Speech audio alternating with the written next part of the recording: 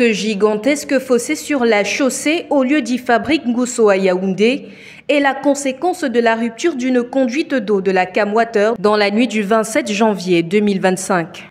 Pendant l'incident, Madeleine a cru vivre ses derniers instants sur terre. À 17h30, j'étais assise là.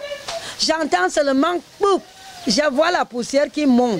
C'est quand la route se cassait. Comme moi aussi, je suis têtue là.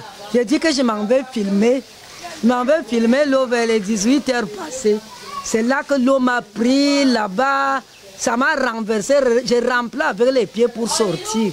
Mais elle n'est pas la seule victime de ce que l'on appelle désormais ici la catastrophe de Ngousso. Dans un camp d'halogène situé à quelques mètres de la route, le marathon restait la seule issue. On s'est sursauté, on a constaté qu'il y avait une masse d'eau qui descendait avec une vitesse. Vous voyez la descendance, la descente. Voilà, la descente. Et c'était comme ça que mon petit est entré dedans, il a fait partie, les femmes, ils ont fui.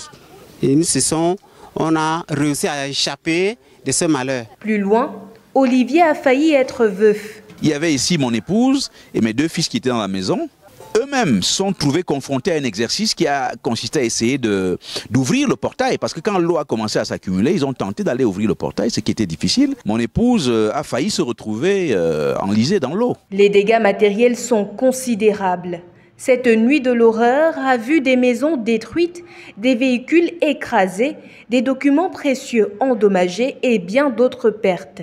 Pourtant, les riverains estiment que ce désastre aurait pu être évité. L'eau est cassée en route depuis novembre. Ça a pénétré par terre. Ils ont appelé la SNEC d'étudier Tongwala. Ils ont appelé partout. On disait seulement que c'est pas à notre niveau. Quand on se plaint à temps, ils négligent. Mais quand le pire arrive, c'est là qu'on voit que quelque chose est arrivé.